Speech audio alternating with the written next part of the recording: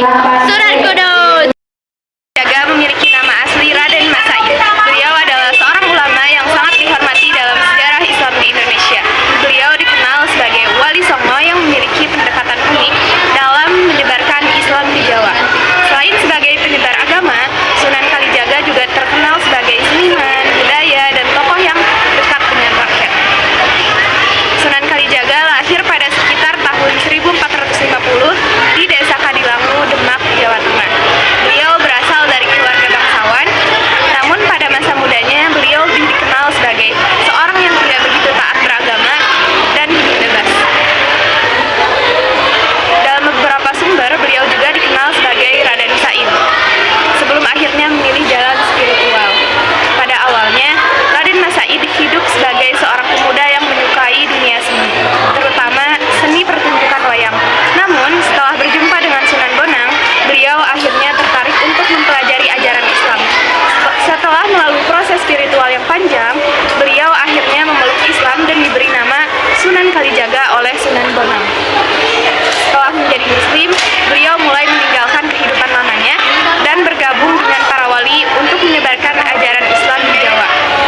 Konon, beliau juga memiliki pengalaman spiritual mendalam di Kalijaga, yang menjadi asal-usul nama beliau.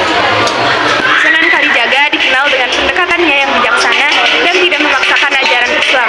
Salah satu caranya adalah menyelaraskan Islam dengan kebudayaan Jawa.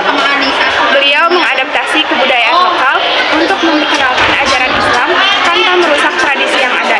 Salah satu bentuk pendekatan yang terkenal adalah penggunaan wayang kulit sebagai sarana dakwah. Dalam pertunjukan wayang, Sunan Kalijaga menyampaikan ajaran Islam melalui cerita-cerita yang mengandung pesan moral dan agama. Sebagai salah satu anggota Wali Songo, Sunan Kalijaga memiliki peran besar dalam penyebaran Islam di Jawa pada abad ke-15 hingga ke-16. Wali Songo adalah 9 tokoh ulama yang sangat berpengaruh dalam mengembangkan ajaran Islam di Jawa. Sunan Kalijaga menjadi jembatan antara budaya lokal dan ajaran Islam, serta berperan dalam memperkenalkan ajaran Islam kepada kalangan rakyat biasa dengan cara yang sederhana dan mudah dipahami. Sunan Kalijaga juga dikenal sebagai seorang seniman yang sangat berbakat.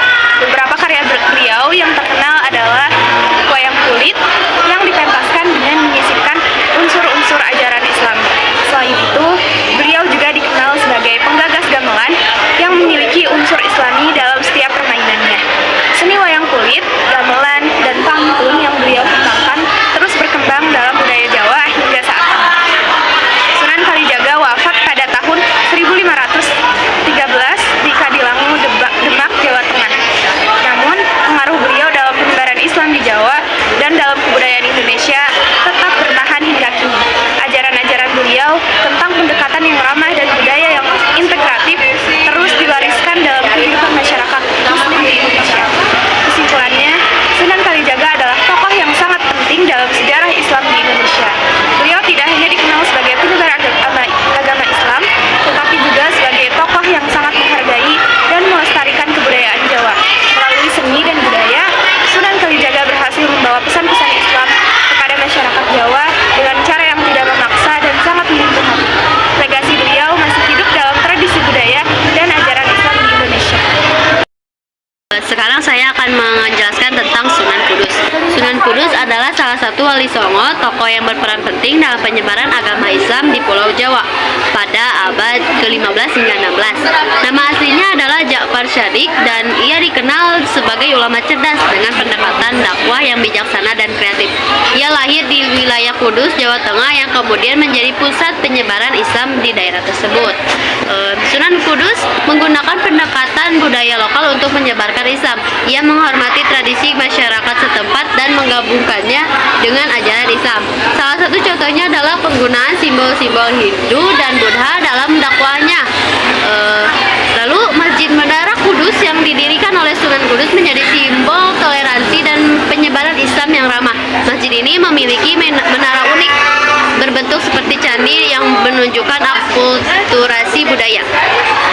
Dalam berdakwah, Sunan Kudus menekankan pendekatan damai dan tidak memaksakan. Ia mengajak masyarakat melalui dialog seni dan budaya. Sunan Kudus Kudus dikenal mengajarkan ilmu agama termasuk tafsir Al-Quran, fikih, dan tasawuf. Ia juga mengembangkan metode pendidikan Islam di wilayah Kudus sekitarnya.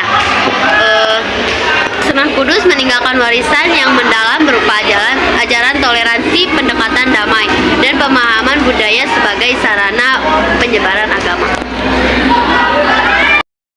Yang dapat kami sampaikan. Semoga apa yang kita sampaikan dapat dimengerti dan dapat menjadi manfaat bagi kita semua. Amin. Wassalamualaikum warahmatullahi wabarakatuh.